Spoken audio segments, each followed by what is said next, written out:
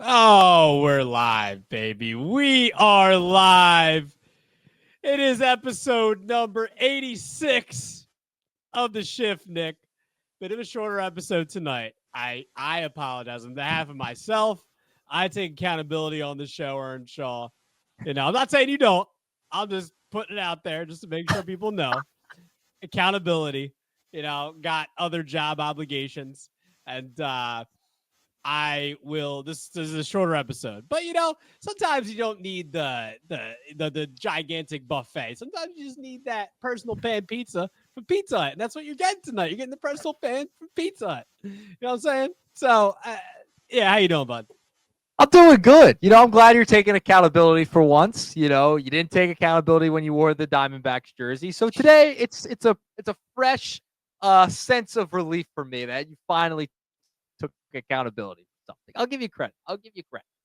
Thank you, thank you. And speaking of jerseys, we might as well make the announcement now. We will be going to Fenway Park, where I will be wearing my Pedro Martinez Red Sox All-Star Game 1999 jersey. Got to blend in a little bit. Got to blend in. So I'm excited to do that. But more importantly, though, Nick, in all honesty, I'm super excited. We're going to get to do another live broadcast from another ballpark. This one, even more historical than Camden Yards like last year. Even more historical. We will be at Fenway June 11th and June 12th for the Rays, and the Red Sox will be there for the game on the 11th. We'll be hanging out in Boston those 2 days. I'm excited, man. Yeah, I'm looking forward to it. You actually did. I'll even give you more credit. You actually Oh, did a yeah. really good job of picking the seats out. That's for sure. Dude, That beautiful. perhaps Thank you. I absolutely. appreciate it. There. I I'm was just excited. gonna say, but because you have to do your due diligence when you go to a new stadium. You know that, Nick. So when I'm especially when things I've heard about Boston, heard about Fenway. So man, but the ones we got I think are great. We're not right. We're right. Obviously, like even if you're a couple rows right off the field behind home plate, that's awesome. Yeah. But I think for us too, because it'll be our first experience at Fenway. For us, our seats are going to be kind of like not second level, but lower level, right behind home plate, but like the second level of the Yeah. lower level, if that makes sense. So I think it's gonna be a perfect view for us. I'm really excited about it. Yeah. Watch, we're gonna get there and we're behind one of the poles or something, and Yeah, and you're sitting there. You're sitting there. yeah, We're behind the pole. No, I'm just kidding. No, I think it's gonna be a great time. I'm looking forward to it. I've always wanted to go to Fenway. This is a bucket list item for both of us. Obviously, yeah. we've wanted to go to Fenway, so that's gonna be really exciting in the month of June. So stay tuned. We'll have some content coming from there. It'll be a lot of fun, man. I'm looking forward to it. Just to go to Fenway. I mean, that's aura. You talk about aura. You talk about having vibes, baseball vibes. I could sit in Fenway. I could sit in any ballpark, honestly, with nobody playing, nobody walking around, no hustle. I could sit in a silent ballpark. Fenway, going there. It's going to be awesome. It's going to be awesome. Can't wait. Can't. Yeah, and everything, Nick. Before we get our first topic here, everything that I've heard about Fenway is that you feel the nostalgia, you feel Yeah. the everything that's so historic about the ballpark as soon as you walk in. So I'm so looking forward because I know I'm going to feel it even when I'm outside the ballpark. Even when we're Yeah. walking right up to it. So I cannot wait. Well, I'll even throw this out there. This is a new Yeah, city for us. I've never been to Boston, so even just to see the city, yeah, it's I going to be agreed. awesome. So yeah, so this is kind of maybe I probably have told you this, but maybe I could tell you. Other people, the audience sneak peek into kind of what my plan is going forward. As I know you're gonna say, "Oh, you're old." I'm 30. Like I'm thinking about certain things as I get older, things that bucket list items, and I'm thinking about like. I don't want to look back on life saying that I didn't try to at least travel outside of Delco and Jersey and all Philly and all the Northeast. So I think if I could go twice a year to a couple of new spots, obviously huge baseball, huge sports. Also, me, a big, both of us, big music guys here. I like to go to festivals, like to go to concerts. So if there's a couple of new places that I can go to a year, this year being Boston, see if there's another spot I can go to this year, or maybe we can go to as well. That's kind of the plan for me going forward, So I think it's a good excuse for me to travel, go see some ballparks, go see some new cities, like we are with Boston. So Yeah, it's a little bit of a life crisis for you, I Oh guess. my Right? gosh. A little midlife crisis. Got the grays coming in, so 30 years old. That's what happens. That's what happens to you. A lot of people. Go ahead. By the way, you got to show off the shirts. This was not All right, you're planned. gonna make us do this. All right. It was not planned. It was not planned. Look, I when I went to your open house for 91.5, you're the ruler over there. WDBK, BDK. I keep forgetting BBK. Right? BBK. It's on your shirt. Forget. I know. Well, you're right. So, you're the man over there. So, whenever I can get a chance to wear it, I got to support my guy. Yeah, man. But, appreciate it. I do want to shout them out because I have 11 students, I believe, graduating. So it's been really cool to see them go through, enjoy the station, be a part of the thing as we rebuilt the whole entire radio station from scratch. So shout out to them. They commence tomorrow on Friday. So. Congratulations to them, man. That's exciting. It's good stuff. It's awesome. Absolutely. Man. Awesome. All right, let's get into it. Let's get into the first topic at hand here, which is a big one. This is why we also Nick, me and Nick have had a little trouble trying to match up our schedules as it is, us being busy people in the radio and sports media world. But I know you don't want to hear that. But with all honesty, we really made sure we wanted to hit on this. We hit each other up about this as soon, Nick, as the news came down about this. I mean, I'd say one thing, Nick, surprised. On the other hand, I'm not surprised. This was just within a last couple of months of the whole Donald Trump wanting to pardon Pete Rose, right? Or he did? Yeah. Did he pardon him? He did. Wanted to? He did pardon him, right? Pardon Pete Rose for the gambling on baseball when he was a manager in Major League Baseball. Nick, and now Rob Manfred and MLB permanently removing Pete Rose, Shoeless Joe Jackson, and including the 8 other players on the Chicago Black Sox from the 1919 team. Yep. And they are all going to now they're all eligible for the Hall of Fame. I believe 2028 is the first year they would be eligible, at least when it comes to Pete and Shoeless Joe. Nick, let's just first get into, because there's a couple things I want to do. We'll get into the Hall of Fame stuff, but I want to know your general thoughts on when you saw this come down. What was your initial reaction to this? The timing of it, all of that, just like the initial thoughts on Manfred removing Pete Rose, Shoeless Joe, and others from the permanent ineligible list. Yeah. Listen, did not expect on a random Tuesday in the month of May to get this news.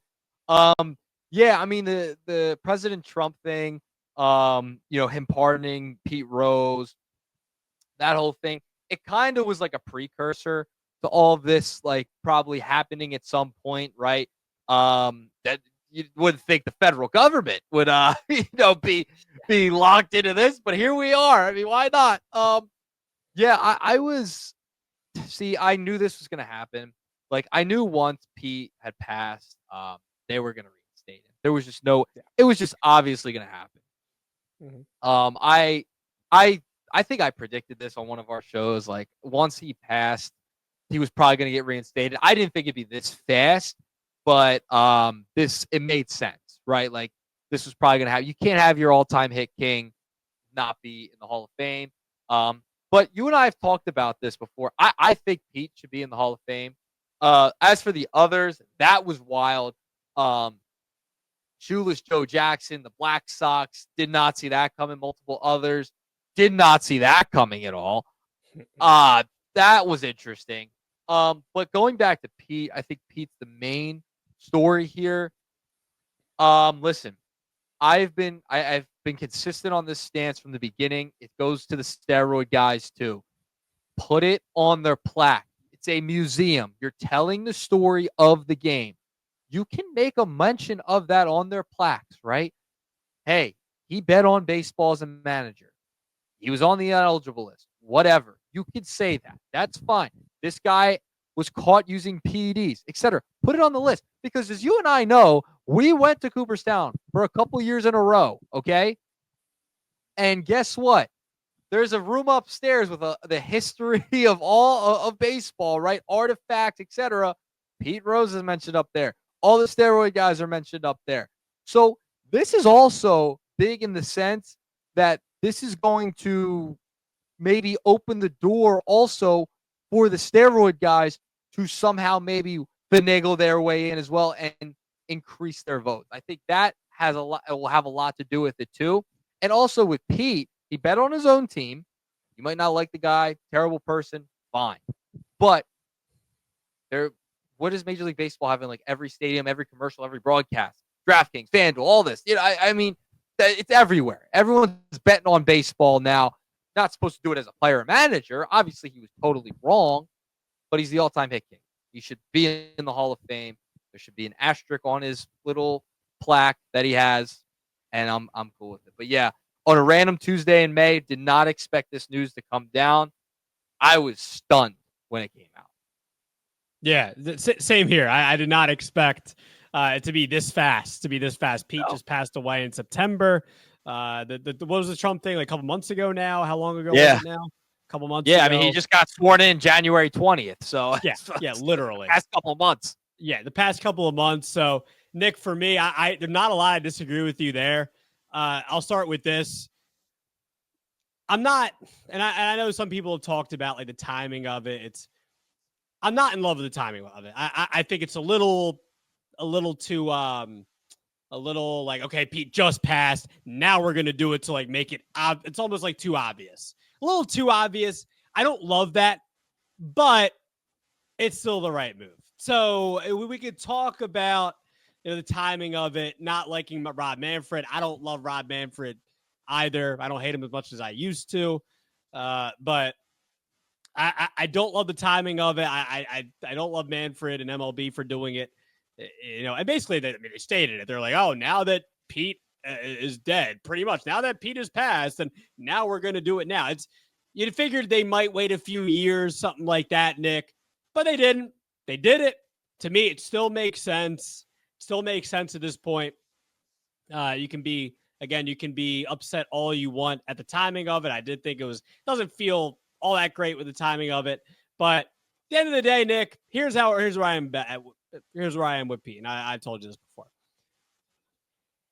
If it was someone like Joe Torre who had 6 World Series or 5 World Series, whichever, 6 World Series, 5. Sorry, it doesn't matter. You get the point. If he has that many World Series and he was going into the Hall of Fame because he's a manager, would be a different story. I would say betting against your own team, you can't do that. That's a no-no. But I think he should go in as a player. I mean, how can you not have the all-time hit king in there? But so you can, like you said, you can mention on the plaque what he did as a manager was a horrendous act, one of the worst acts that you can do. Being a major league manager, player, whichever it might be. But there's no evidence that he did it as a player. 4,200, plus hits. And I mean, we've all heard the stats the last 2 days. So it's not like I need to sit here and rattle off to him. He's won the most games all time, right? He's like 1,900 wins or something like that. We've all heard the numbers as far as Pete Rose goes. We get it. He should be in the Hall of Fame because he's a player. And that's 100%. That is what it should be. We can do all the, what about what he did with the teenage girl and stuff like that? There are some horrible. Ty Cobb is linked to, I was just reading a New York Times article that Ty Cobb is how big of a racist he was and a horrible person that he was. Yeah. And I think he's linked to a potential attempted murder, during his career or something like that. He's in the Hall of Fame. No one really argues that because he was the player that he was. So we're not going. There are some bad individuals in the Hall of Fame. Exactly. There's bad individuals in every profession. Okay, yeah, they can be great at what they're doing. They don't have to. That doesn't mean they're great human beings, right? Like, yeah, 1,000%. He was not a great guy. He made a tremendous mistake betting on baseball, betting on his own team as a manager. All right, mention that in the plaque then. But you can't not have the guy who has the most hits ever, Charlie Hustle. I mean, we know the stats. There's no reason he shouldn't be in the Hall of Fame. You're telling the story, and that's part of his story, okay? Whether you like it whether you agree with it, whether you hate him, whether you love him. It's part of his story and what he brought to the game of baseball, whether it's positive or negative. Too bad. All right? Put it on the plaque. I don't care. You can't have him upstairs and not downstairs in the Hall of Fame. You have him on the third level of the floor. You're talking about him there. What? You got to have him there, downstairs. I'm sorry. Where all the plaques are. You have to. So I feel very strongly about this. I feel very strongly about the steroid guys. They should be in too. They all should be in my opinion. That's just my opinion. Agreed. We're not, it seems like a lot of the voters like to do the whole, they pick who they like and who they don't like. It's like with David Ortiz. And you're holier than thou. Yeah, give me a break. Yeah. Agreed. And look, I love the Hall of Fame. I respect the voters to a certain extent, but it's a lot of picking and choosing who we like, who we don't like. If Barry Bonds had David Ortiz's personality, maybe he would be in the Hall of Fame. It's unfortunate that it's like that. It's unfortunate. Yep. And there are voters like that. So, but also, Nick, I want to get your thoughts real quick before we move on to this whole idea of trading Paul Skenes. I did want to get your thoughts on Shoeless Joe, because I think Shoeless Joe being a Hall of Famer is actually not. I feel like it seems like people think that he should be a slam dunk Hall of Famer now that he's eligible.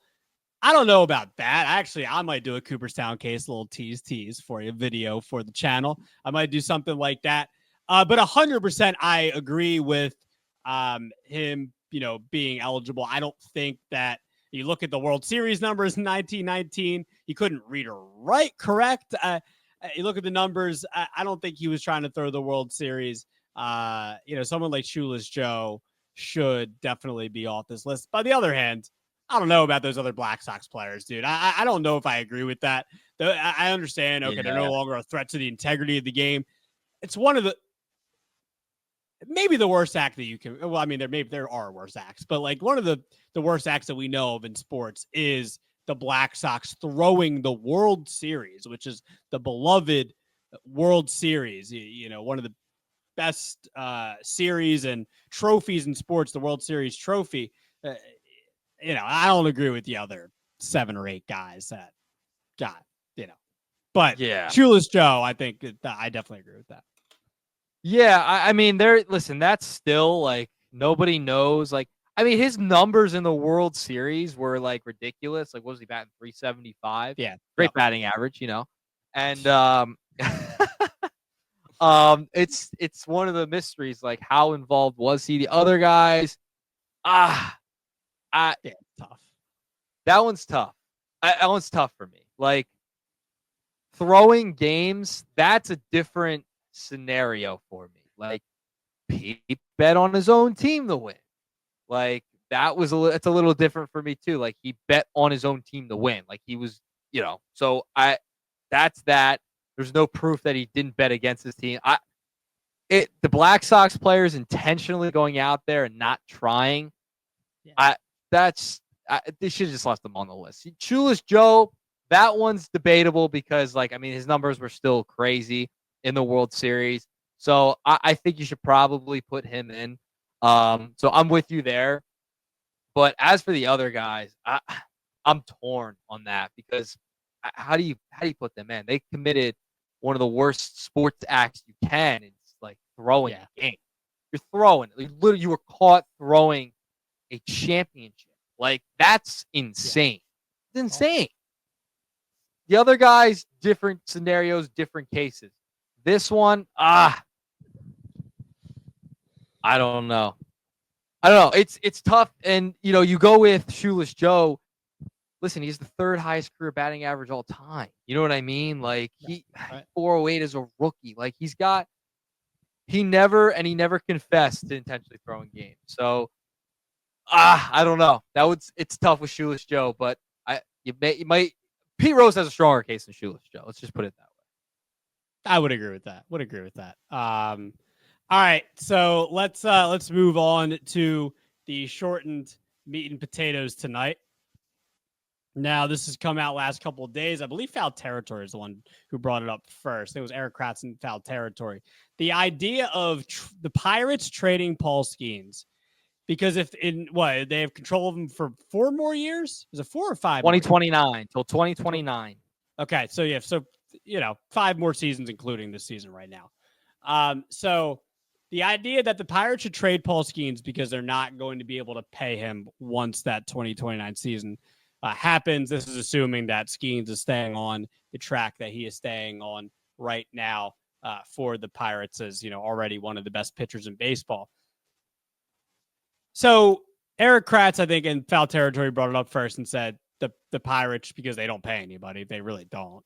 I think Brian Hayes has their richest contract right now, and Brian Reynolds. So it's one or both of those guys have 2 of the richest contracts in Pirates history, which isn't saying a whole lot. And I know these players are making a lot of money, but still, the Pirates don't have a history of paying guys, and Paul Skenes would probably go to somebody who's going to pay him a lot of money. So, Nick, so Foul Territory brought it up, then Jeff Passan brought it up as well. Yep. Straight up, should the Pirates considering come this trade deadline, because Jeff Passan did say that teams will be asking about him, should they trade Paul Skenes? Yes. Trade him. I don't want his career to rot away in Pittsburgh. Are you kidding me? Man. Are you kidding me? I don't want Paul Skenes' career to rot in that. They fired their manager. I mean, what are we doing in Pittsburgh? You have a generational icon on your team. Settle down. On your team. And somehow, some way, they're going to let it go to waste? Yeah, just trade him. Let a real organization utilize that talent. All right? Let a real organization, send him to your cross-state rival. They don't need pitching. But, I'm just saying. Send him to a team that can utilize a good pitcher like that. And, if Pittsburgh, you have, I don't know what they're doing. And Passan makes, great points. He was on McAfee the other day talking about this. It's just, they are so inept. They've been inept for a long time. They have this top prospect, and they're not gonna go spend money. They're not gonna put pieces around him. Are you kidding me? You got to send him to maybe not even a contender, but maybe even up and coming team, Francisco. So I'm all for it. Yeah, trade Paul. He doesn't need to be in Pittsburgh his whole career. They're not going to put pieces around him. They're not going to try and win ball games. And trade him. Go maybe build a foundation and put it together a better roster. But yeah, I don't care about trade. They can trade Paul Skenes. That's fine. I'm not married to this Pittsburgh idea. Well, all right. So this is if you're the Pirates, right? So if I'm the Pirates, Nick, I don't. So there's 2 examples I'm going to give you. So I don't think they should trade Paul Skenes. I don't think they should trade Paul Skenes. I think it would be asinine to trade generational talent. The kid that almost threw 2 no-hitters last year, and unbelievable. We don't really have to get into it. They're not putting any pieces around him. I understand that. I understand that. But what? But why can't the Pirates? So I look at somebody like the Rays in Cleveland, right? Because Pittsburgh doesn't spend money. But the Rays in Cleveland, the last 5 years, have not spent money. And the Rays, albeit I get it, it was the 2020 season. The Rays have a World Series appearance in 2020, bottom 5. They develop players, but they develop players. Okay, so why? So the Pirates need to get the Pirates need to, their scouting department and everything else like that. They need to work on that. I think that's what you should do if you're the Pirates. Shouldn't be. But that's going to take time. That's not a quick fix. That's going to take time. You're going to waste good years of Paul Skenes here. If I'm Paul Skenes, I'd be like, sayonara, I'm out. That's a good point. You do raise a good point, but I think if you can do it in a couple of years, you can figure it out and get the last couple of years of Paul Skenes. I think you can do it. I just look at teams like Cleveland and Tampa Bay, man. Tampa Bay had 99 and 100 win season the last 5 years with only 1 year where they were 23rd in payroll. Besides that, they were bottom 5 in payroll. Same thing with Cleveland. Cleveland's making, every other year making the playoffs, and they're bottom 5 club in payroll. All I'm saying is that if you're the Pirates, I understand and you do make a fair point that does take time. But if you can figure out a way to, to figure this out, without having to, look at the Cleveland and the Tampa Bay kind of plans that they have had, for years. It hasn't even really just been the last, 4 to 5 years. It's been for a long time. Like you mentioned, it does take time, and I understand that. But I think if you're the Pirates, you got to do everything that you can. You can't trade Skenes, man. I know, I understand the idea, and I totally get it. Totally understand your point. And I totally understand where some people are coming from, but I just don't think you can trade Paul Skenes. I'm sorry. You could because you could get a king's ransom from somebody for him. So now, not like he's one piece. He's one pitcher. You can't win. I mean, we've seen it with Mike Trout, right? You can't win with one player. We know this. You can now set a complete foundation for your entire roster by trading him and getting some young pieces to now really build. Because, frankly, they're just an inept organization. And Passan's made the point for a long time. They're not going to go spend money on free agents to enhance the roster. So if you want them to do what you're saying and try and hire better scouts, hire better player development guys, right? That's going to take time. So you buy yourself time by trading Paul Skenes and now bringing in younger players to then develop to create a foundation and a core for yourself at that point. So I don't think it's a crazy idea. And Paul Skenes, the guy is box office. He is going to want to be, if he can go to a better team and win, that'll just be better for his career, be better for off the field, business-wise. If I'm Paul Skenes, I would love to be traded out of Pittsburgh. I mean, he probably does too, to be honest. He probably does. Livy Dunn probably doesn't want to live in Pittsburgh either. Let's be real here. Hey, Livy Dunn doesn't want to live in Pittsburgh. Yeah, have you been to PNC, man? Beautiful ballpark. I have not. That's another bucket list one. I've been there. No. It's beautiful. No. It's gorgeous. Bucket list one. I'm telling you. I know. Hey, we're going to Fenway, all right? We'll get me more excited. Trade me for Paul Skenes. Yeah. Imagine you doing a podcast with Paul Skenes. That would be brutal, bro. I'm sorry. I'm not going to lie. Listen, great ball player. I'd rather watch paint dry, listen to. Yeah. I'd rather watch the PGA Championship. I'd rather listen to paint dry. I don't even know if you can do that, but I would because great ball player, icon. All right, he's an icon in our game right now.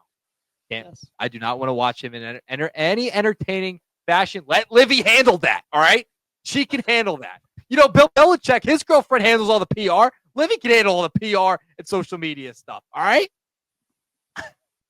Jesus. Well, look, don't trade Skenes. Be smart. Develop your freaking organization. Bye-bye. Go get a scouting department. Well, let us know. Let us know in the YouTube comments. Let us know on Twitter. You see all this stuff on our little Sports Center bottom line thingamajigger. Let us know. All right. So it's, again, like I said, short show. Appreciate Earnshaw for adapting. He's a good adapter. I feel like you're a good adapter. Thanks. But let's close it out, Nick. The Subway Series starts this weekend. It is a juicy one because Juan Soto is returning to the Bronx. Aaron Judge, we're asking the questions that start treating him like Bonds, just walking with the bases empty. I think you should. Not giving Aaron Judge enough respect. Start walking him. We're not appreciating him enough. Remember that. Sorry. But let's just close it out, Nick. So Juan Soto was asked about returning to Yankee Stadium. And he said, it's going to be 50,000 against one. And obviously himself, they're going to try to get on me. It's part of it. Whatever they do, they have the right to do it. I'm just going to go out there and do my stuff. I'm just going to try to focus on my game. Nick, what were your thoughts on Juan Soto's comments? Are you excited about the series? Just give me your closing thoughts here. Yeah. I mean, listen, big weekend in New York. You got the Subway Series, you got the Knicks in the postseason. Big weekend for New York sports right now. Obviously, Subway Series is always fun, especially when the Mets and the Yankees are both good. So, I mean, his comments weren't, I didn't think crazy. I thought he was pretty on the money. I mean, you go to the crosstown rival, you're the first one really to leave the Yankees to go to the Mets. That's crazy. So, yeah, I mean, they're going to get on him. They're going to boo him. Well-deserved. The guy, took the team to the World Series. Pretty much put him on his back. Go to the crosstown rival for what, 30, 40 more $1 million. You're already getting $700 million anyway. Yankees fans never have kind of had to deal with this really before. So yeah, they're gonna get on him. He should expect it. Nothing shocking out of those comments. He's gonna get booed every single time he's off the bat. Every time a ball's hit to him, it's gonna happen. All right. He hasn't been great this year for the Mets. Like 700 million. I mean, he's been good. But 700 and I agree. $1 billion. I mean, I agree. Expect a little more if I'm a Mets fan, but yeah, let's see how much the pressure gets to him. But yeah, it's gonna be fascinating. I wonder how he is received by the Yankees players, though. That's what I'm curious about. How do they welcome him? Is there anything said on the base pass, at the plate, when he goes up to the dish? Is there respect there? I don't know. That's what I'll be watching. You think they're gonna talk crap to him? You never know. Can we see? I mean, listen, Mets and Yankees are a rivalry. Scuffle? A little scuffle? You never know. Rodon throws behind his head. I don't know about that. But I could see it. Could it get a little testy? That's what I would look for. Fans are gonna be riled up, but what are the players? How about the players? That's what I'm. Yeah, come on. I need Juan Soto to somehow break his bat and Carlos Rodon to chuck the bat right back at Juan Soto, just like Piazza and Clemens. I need something like that. Bring the rivalry back. Bring it all the way back. Yeah, bring it all the way back. But I agree with pretty much everything you said there. Just gonna deserve the booze. That's what happens when you take the money right across town for the other team, the New York Mets. So, but that is going to do it for episode 86 of The Shift. We appreciate all of you for tuning in.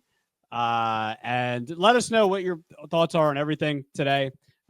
Pete Rose, Shoeless Joe, decision to unban them from the permanent ineligible list.